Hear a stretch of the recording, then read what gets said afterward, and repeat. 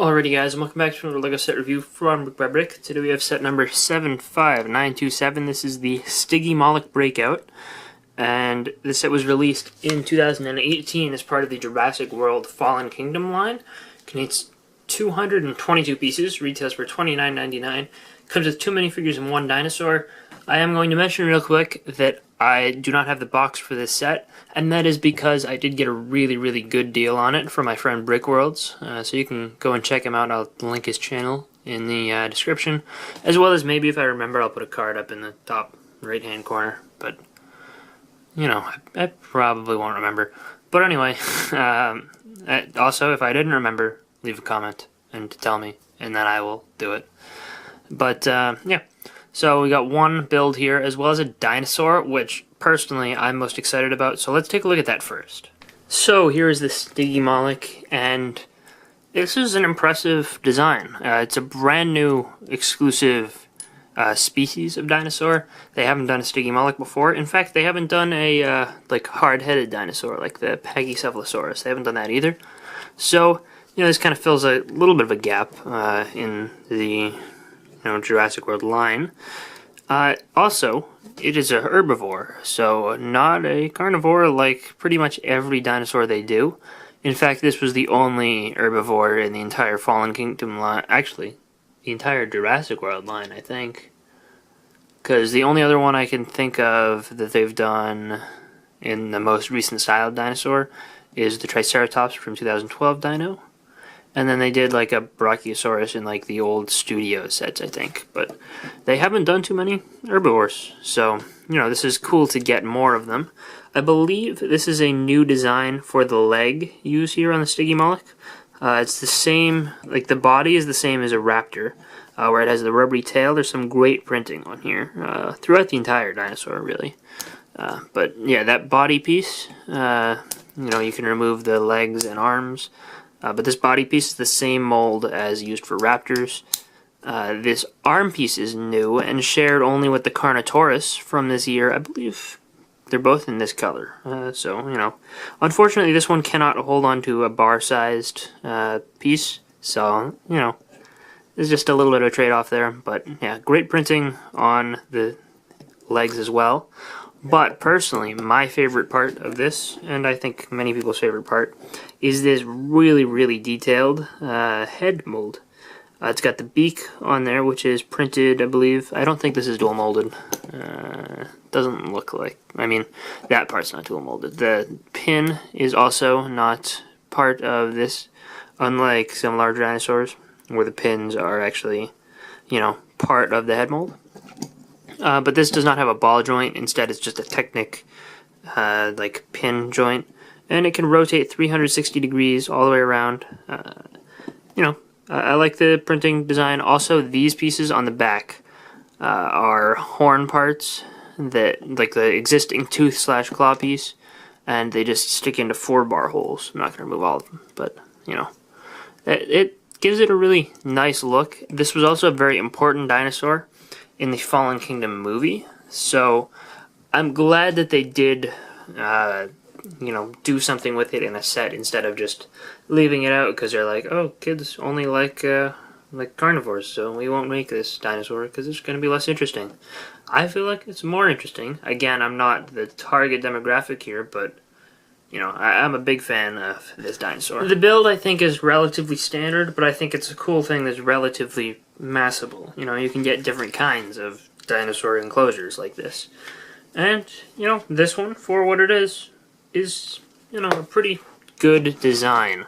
It is a little bit small, but the Stygimoloch has enough room to, you know, like, move around. It's not, like, super cramped. Obviously, it doesn't really have space to, you know, roam, but, you know, it's better than the Raptor Escape from the 2015 sets that was supposed to hold 2 raptors and was probably about this size, I think. I didn't get that set, so, you know, I don't have first-hand experience, but, you know. I like the bar design that they've got here with these pieces. They've got 2 stacked up on either side. These 2 sides are exactly the same assemblies, by the way, so, you know, there's that. These stickers here are relatively nice. Instead of doing a 1x8 tile with the sticker. They did 2 1x4s, which I think is a little bit more manageable, so I like that. And also, it's easy to reuse those stickers on different mocks. And you also have this electrical hazard sign. I like the way they did this with these parts here. It just makes it relatively easy to fill in a smaller space. You know, you could even increase these to 4L bars. I think they're only 3, right? Maybe I'm wrong, actually. Never mind, they probably are 4L. I thought I had a 3L bar. Oh, yes, I do. Yeah, they're definitely 4L. I lied. But, you know, you could make these those 6L bars and just increase the size a little bit. The front gate is relatively simple. The mechanism is just a friction thing, really. But it actually has enough friction where it stands up at this height.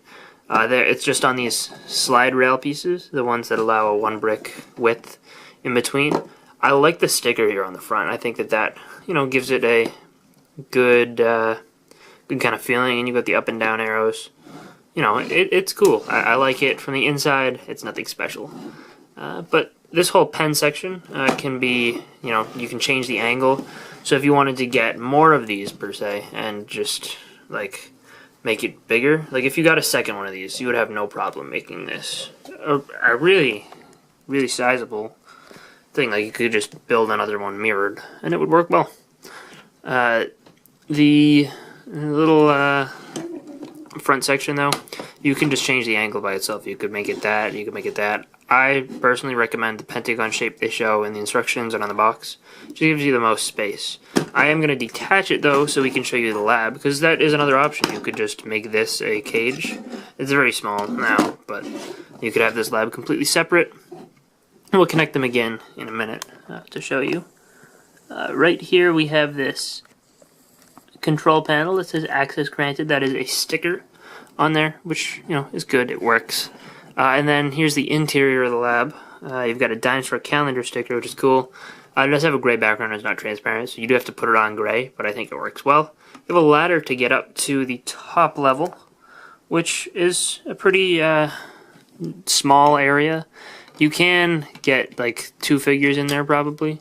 If you put this guy's gun like out of the way, you can get him looking through the window as well. And I think that gives a good look, because when you do have this attached, whoops, spoilers, I didn't do that, wait, you've been unspoiled. But no, the actual appearance here is good.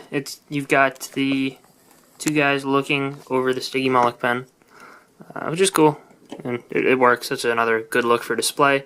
You do also have another railing area over here, so you could just place a guard guarding over the area. So that's cool. And then the most interesting part here are the little play features and this little desk, which is part of one of the play features. But the Stygimoloch's thing is that it hits stuff with its head, so you can hit that with your head, and then the Stygimoloch can go crazy in the lab and do all sorts of stuff.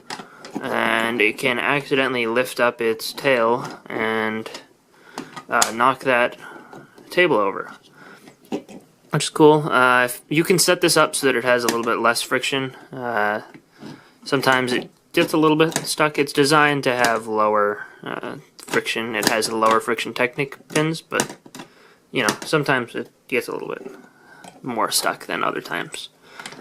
But you know, I like that action feature of the Stygimoloch breaking out of its pen, because that is kind of movie accurate.